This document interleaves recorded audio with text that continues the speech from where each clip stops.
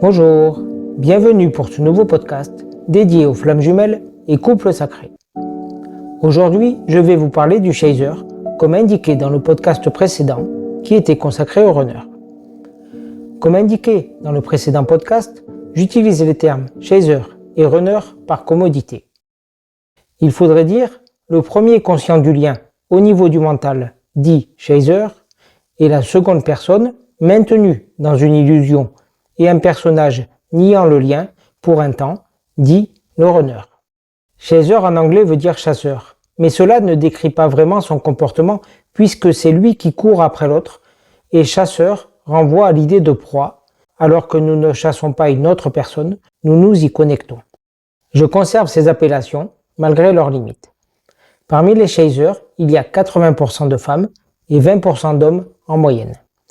Cela a induit l'utilisation de féminin sacré pour le chaser et masculin sacré pour le runner. Mais cela est faux quand le chaser est un homme. C'est bien lui, le masculin sacré, en dehors de sa polarité qui peut être yin ou yang. Si vous êtes une femme chaser, vous devez incarner le féminin sacré et si vous êtes un homme chaser, vous devez incarner le masculin sacré et les deux doivent équilibrer leur part féminine et masculine en eux. Donc le chaser est celui qui reconnaît le lien en premier et en l'autre personne une connexion unique et particulière, un appel de l'âme. Le fait que vous êtes relié par un lien mystérieux, en fait, la même conscience. Cela se ressent, ce n'est pas une attirance physique, mais une évidence. C'est la reconnexion. À partir de ce moment-là, qu'il y ait lune de miel ou non, le chaser va tout faire pour convaincre l'autre personne physique qu'ils sont reliés et doivent se mettre en couple. L'autre souvent refuse et bloque. Cela devient obsessionnel pour le chaser. Pour les personnes extérieures, cela est difficile à comprendre. J'ai d'ailleurs des commentaires qui disent que nous créons un ami imaginaire au travers du runner. Mais non, pas du tout. Cela se passe en dehors du mental. C'est énergétique. Même si nous voulons stopper les pensées pour son autre, cela est impossible en début de parcours. Mais de l'extérieur, le comportement du chaser peut ressembler à quelqu'un qui harcèle l'autre et qui est tellement insistant que cela devient bizarre. D'où les croyances aussi que ce lien serait un lien toxique. En fait, c'est différent. Cette phase de début de parcours est difficile à vivre car les pensées pour son autre et l'attirance sont tellement obsessionnelles et puissantes que cela peut nous pousser à agir de manière disproportionnée.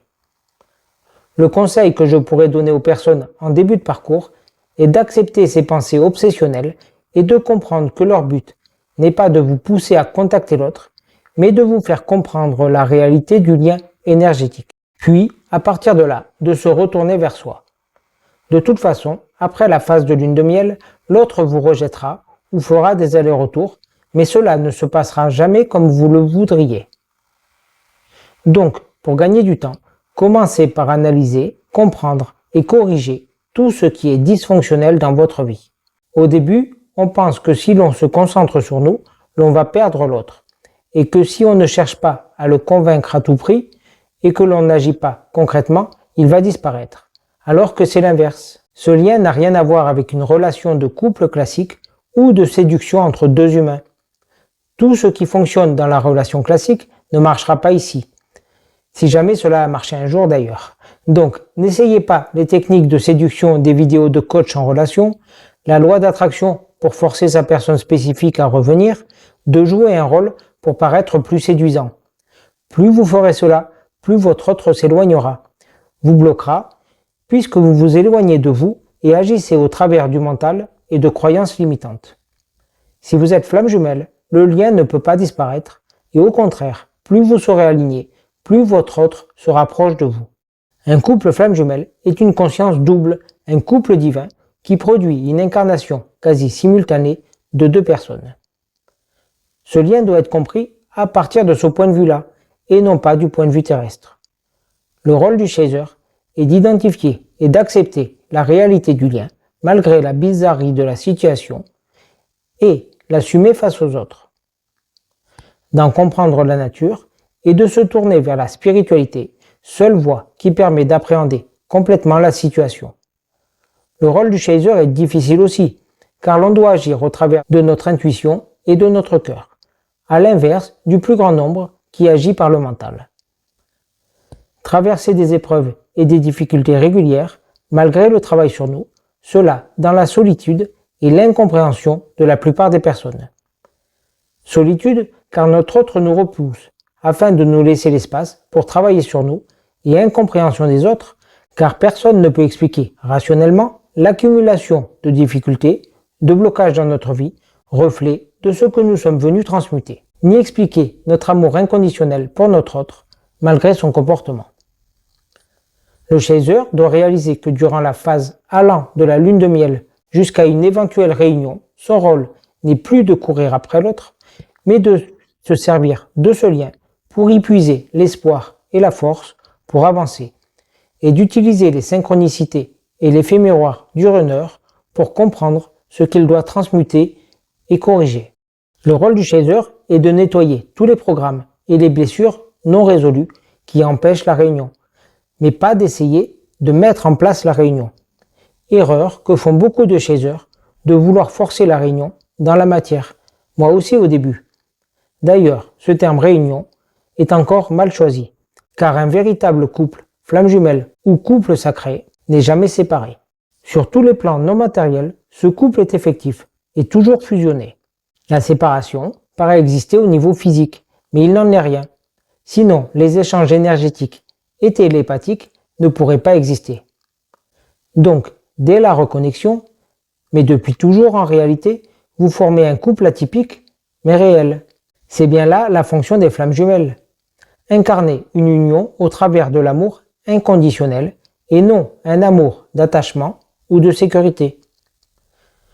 Ce que signifient les notions de réunion et de fusion physique correspond à un rééquilibrage énergétique, un alignement de tous les plans.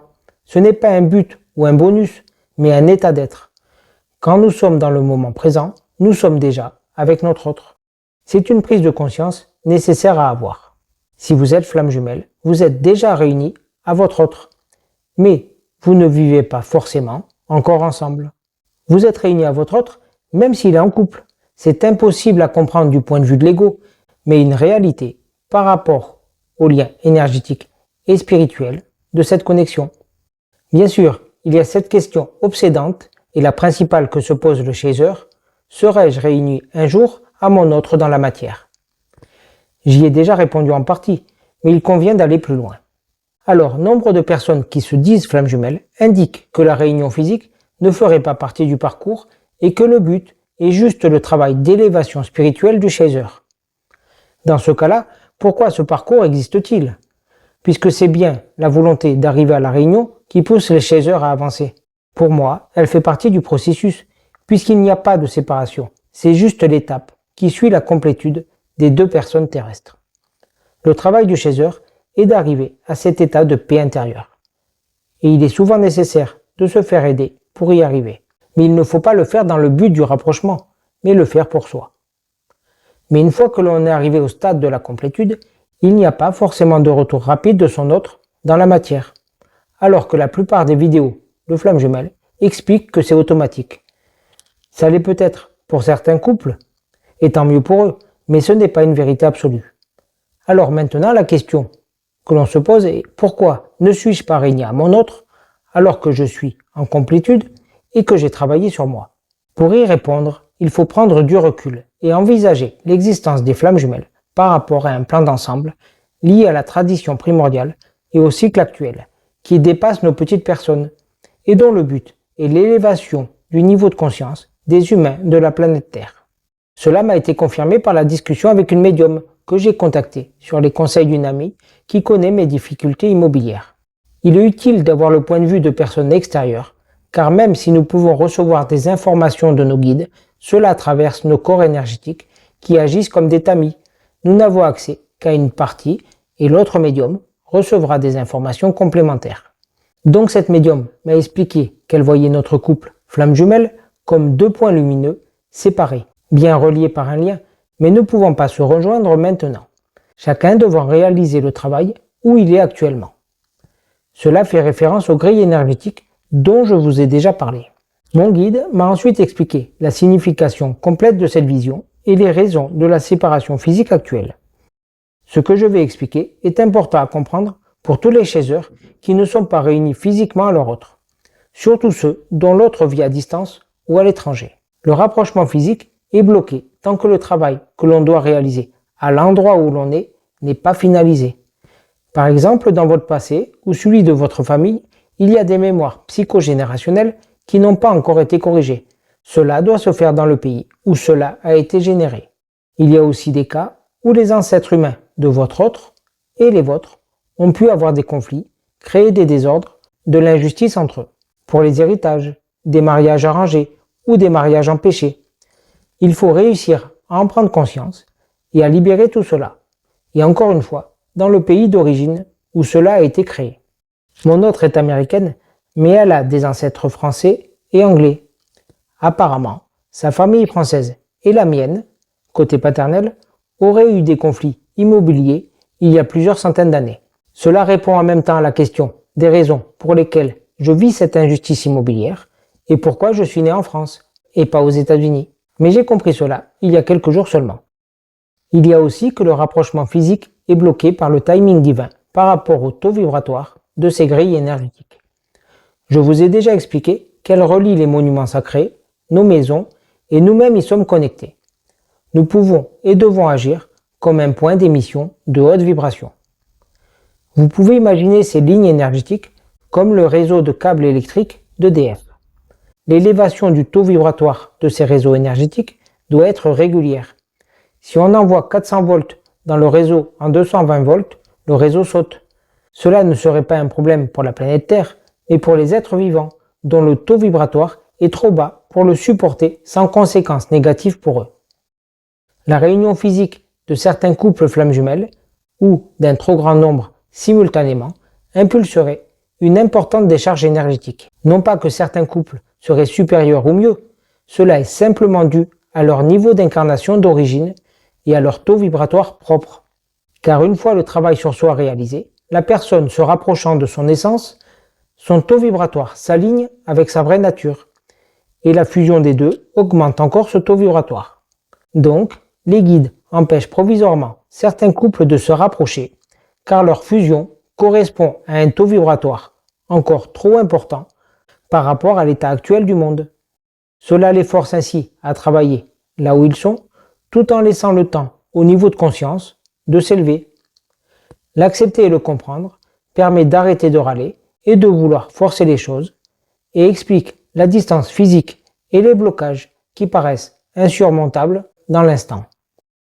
Plus le niveau de conscience des humains et le taux vibratoire global sera élevé, plus les rapprochements physiques seront possibles.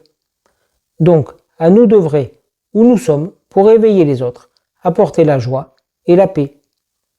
Pour résumer, le rôle du chaser est de travailler concrètement dans la matière pour dépasser les obstacles, réparer ses blessures du passé et celles que son autre enverra au travers du lien, de transmuter tous les programmes bloquants, le runner agissant lui comme un phare et un guide. Le chaser doit ou plutôt sortir de son ego et du contrôle et envisager cette relation flamme jumelle depuis sa conscience et la spiritualité. Atteindre l'état de complétude, de lâcher prise, prendre conscience qu'il n'est pas séparé de son autre, le ressentir, le vivre en soi, être lui et son autre. Chacun est là où il doit être, en ce moment, pour un travail et une fonction précise.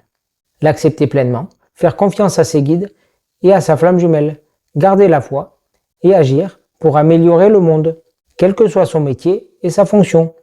Un électricien sérieux et un pâtissier qui fait de bons gâteaux sont aussi importants qu'un thérapeute pour rendre le monde meilleur. Que le rapprochement physique ait lieu ou non, cela ne change rien finalement pour la conscience supérieure, puisque c'est la même pour les deux. Seul notre ego et notre personnage souffrent de l'éloignement illusoire. Nous nous incarnons en tant que flamme jumelle et ou starseed pour servir la source et être guidés par elle, et non pour vivre par et pour notre petit personnage. Pour toutes les flammes jumelles encore éloignées, cette réunion physique viendra quand elle sera possible par rapport au grand plan d'éveil de cette planète. En attendant, profitez de la vie. Merci d'avoir écouté ce podcast. Si vous avez besoin de conseils ou d'un accompagnement sur ce parcours, vous trouverez un lien vers mon site internet. Si le podcast vous a plu, merci de cliquer sur le pouce pour les algorithmes et de le partager aux personnes qu'il peut intéresser. À bientôt pour un prochain podcast. Portez-vous bien.